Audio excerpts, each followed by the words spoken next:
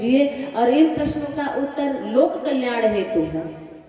तो ये हमारे जीवन की प्रश्नोत्तरी चल रही है, हमारे जीवन का कल्याण कैसे हो, हम सन्मार्गी कैसे बने, हम सन्मार्ग पर कैसे चले, हम सतपथ पर कैसे चल पाएंगे, इसके लिए हमें कोई आधार चाहिए। जो भी उपाय हो, हे ईश्वर कृपा करके हमको वह उपाय बताइए। ये प्रश्न कर रहे हैं अष्टावक्र जी महाराज महर्षि पिप्पलाद से।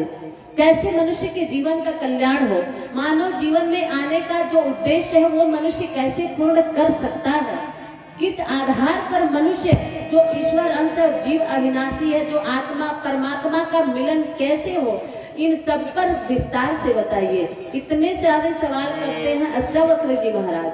और अष्टावक्र जी महाराज के सवालों का उत्तर देते हुए महर्षि पिप्पलाद कहते हैं, हे ईश्वर आप तो ब्रह्म ज्ञानी हैं, लेकिन आपने जो सवाल जो प्रश्न किया है उसका उत्तर अवश्य देंगे, क्योंकि यह उत्तर लोगों के कल्याण के लिए आपने प्रश्न किया है, इसका उत्तर होगा। तो उन्होंने कहा कि आपके प्रश्नों का उत्तर मैं वो दूंगा जो स्कंद पुराण में माता पार्वती भगवान भोलेनाथ के द्वारा बोली गई, कही गई, बताई गई बातें व्यास जी ने लिपिबद्ध किया है, मैं वो बातें बताऊंगा। कैलाश पर्वत पर माता पार्वती भगवान भोलेनाथ, ध्यान से सुनिए, आप लोगों के ही लिए ये कथा है, ऋषियों के लिए नहीं है। ये प्रश्नोत्तरी आप हम सबके जीवन की है। तो उन्होंने कहा, हे ईश्वर कैलाश पर्वत पर माता पार्वती ने लोगों के अपने संतानों के कल्याण है तो यही प्रश्न देवादिदेव महादेव से किया था। कैलाश शिखरे रम्ये भक्ति संधान नायकम प्रणम्य पार्वती भक्त्या प्रपेक्ष विनयान्वित केन मार्गेण भो स्वामिन् जीवदेहमयो ब्रह्मा त्वं कृपा कुरु मे स्वामी नमामि चरणौ तव।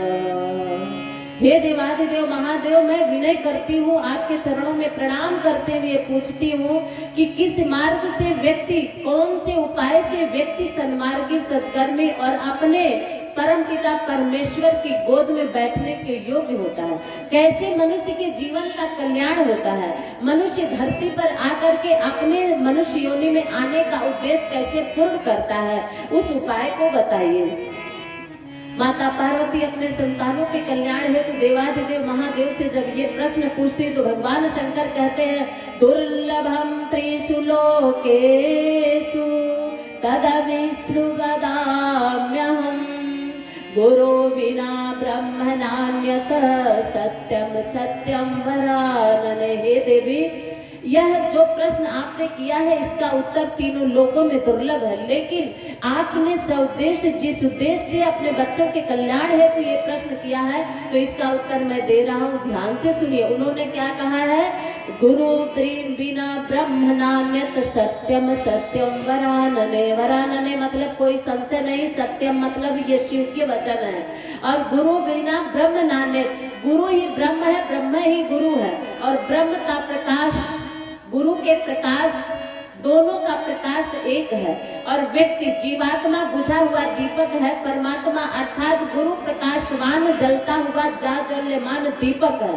और जब बुझे हुए दीपक से, व्यक्ति रूपी बुझे हुए दीपक से जब जलता हुआ दीपक स्पर्श हो जाता है तो वही रोशनी उसके अंदर भी आ जाती है। और जब व्यक्ति के बुझे हुए दीपक के अंदर रोशनी आती है तो वो अपने ही नहीं, अपने कल्याण के लिए नहीं, औरों को भी वो प्रकाश फैलाता है। जिस प्रकाश में जो आता है उसका भी कल्याण हो जाता है।